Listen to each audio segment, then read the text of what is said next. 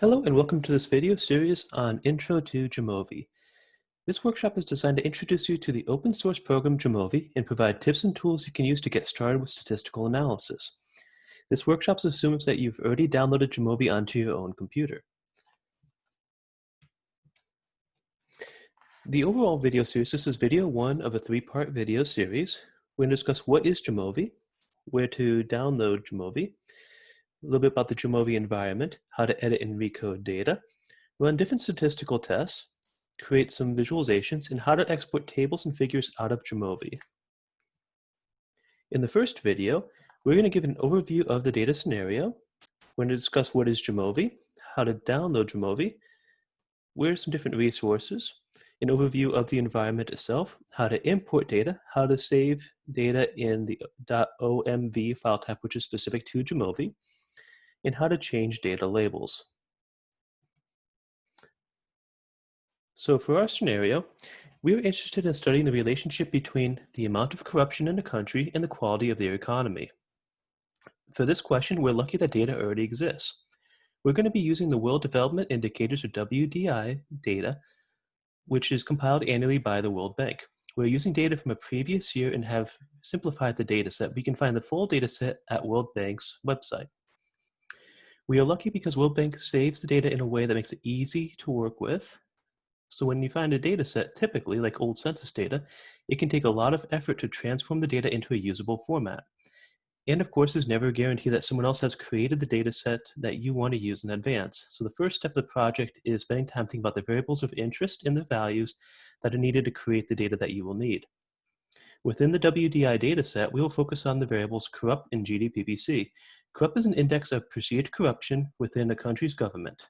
Specifically, we're going to be using country-level aggregate data. However, in each country, citizens were surveyed and asked questions like, would you need to plan bribes to start a local business? Note that corrupt is reverse coded. So that means that high scores equal lower perceived corruption. The second variable of interest is gross domestic product per capita, which indicates how well the economy is doing scaled for the population size of a country. For example, it might not be very interesting to note that Botswana produces less than Brazil overall, but it might be interesting to note that Botswana produces more per citizen than Brazil in 2014. Note that in using the variables from the WDI dataset, we have given the responsibility of determining what is corruption, what is quality of economy, what that means to the World Bank. So we're not able to have different operations of these. We've also allowed dynamic concepts to be used as simple numbers. However, this does help us move quickly from the later stages of analysis, which has its own advantages. So where to get started? How do we get Jamovi? And what is Jamovi? So Jamovi is a completely open sourced statistical program, and it will always be free. Jamovi allows users to run both frequentist, that's null hypothesis statistical testing, and Bayesian statistics, and create dynamically update results and export annotated and APA formatted output. It is essentially like a spreadsheet feel to it. There's also additional libraries that increase the functionality of the software, and it can work directly with the R statistical program. Jimovi has a spreadsheet feel with an intuitive point-and-click option, and you can download it on your computer, and it works with Mac, Windows, Linux, and Chromebooks. It is a little rare to find statistical programs that work with Chromebooks. Jimovi is one of those. So what I do is if you go to jimovi.org, this is the main site that you can go ahead and download. It has information about it, and you kind of see what it looks like. If you click on download, you can determine which operating system and which version you want to download. I'd recommend using the solid version of this. Oh, and by the way, did I mention it's free? Well, it is. So there's also some other things too. They have a nice user's guide and manual that has everything from how to install things on Windows, Mac, Linux, and Chromebooks, step-by-step tutorials on how to do so, and all the code to get you up and running with it. It has information about analyses, how to get started, updating data files, syntax. There's also different libraries if you want to add some additional features onto it. If you want to use this, and let's say you wanted to add advanced mediation models or additional Bayesian methods or some R data sets, These are all different options you can add into it that also allows the point and click option too. And finally, there is a phenomenal set of resources that are developed by the community, from introduction videos, different testings, different guides, really great resources. So I'm going to go ahead and minimize that. And I'm going to go ahead now and open up Jamovi.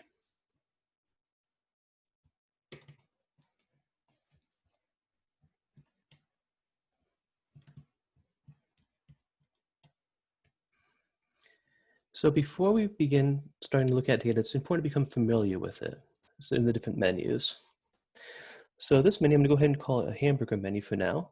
This has things like creating, like opening new data sets, importing data, saving, exporting, and so forth. The main two tabs you have is Data tab, where you can go ahead and set up your data sets. You can create new variables, transform existing, use filters, delete and add cases or rows. And then you have your Analysis tab. There's things like exploration, t-tests, ANOVAs, regressions, frequencies. And there's also different modules you can add too. I've already added a couple here too, but you can always modify this as well. So what I do now is I'm going to go ahead and minimize this, and we actually need to convert the Wdi data set, which is cs.xlsx, from an Excel sheet to a CSV sheet so it can be used within Jamovi. So to convert this, I'm going to go ahead and open up our spreadsheet. This is our data set from World Bank. I'm going to enable editing. Then I'm just going to go to File, Save As.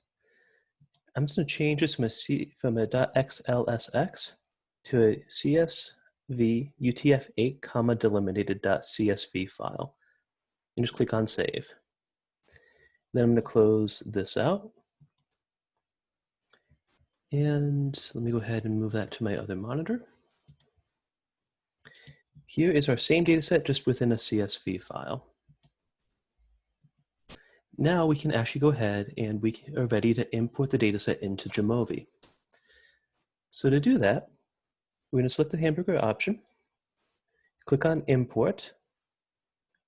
I'm going to click on this PC, and looking at this, it already has my desktop, and there's our data file that we want to use. So to click over to the Data tab, let me just move this over a little bit.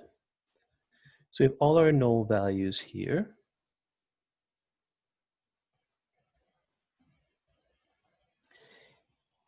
And we're going to go ahead and remove a couple of columns first. So looking at this, we see A, B, C. Those are defaults that Jamovi added in when we first opened it.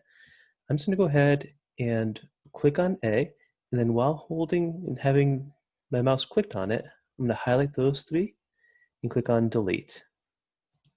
There we go. Now I'm going to go ahead and I'm going to click Select, and I'm going to Save As, and I'm going to call this CS. It's going to be a .omv file now. So now we've saved it in that proper format. Great. So what we're going to do now is we're going to actually change one of the data labels. So we've already removed A, B, and C. Now we're going to add a description for Gdpc. So what we're going to do is we're going to double click on the variable name while we're in the data tab. And that went ahead and added information about the variable. So rather than an ID, I'm going to put this as a continuous variable because it is technically continuous. Notice how it changed those nulls and it disappeared. So we're actually going to do that for each one as well. In description, I'm going to change this to gross domestic product per capita. So it's, again, we changed it from ID to continuous. We gave it a description. And if you click on this arrow up button, that's going to remove it. With that little box. So I'm going to go ahead and change HDI. I'm going to double click on it, change it to continuous. And I'm just going to do that for the different variables here because with the null values, it thought it was a string variable using ID, and we just want to correct that. So I'm going to go ahead and do that.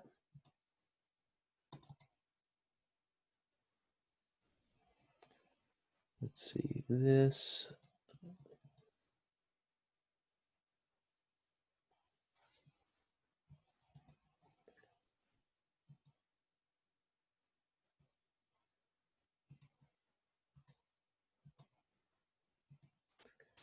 And I'm just going to go ahead and put these as continuous for now.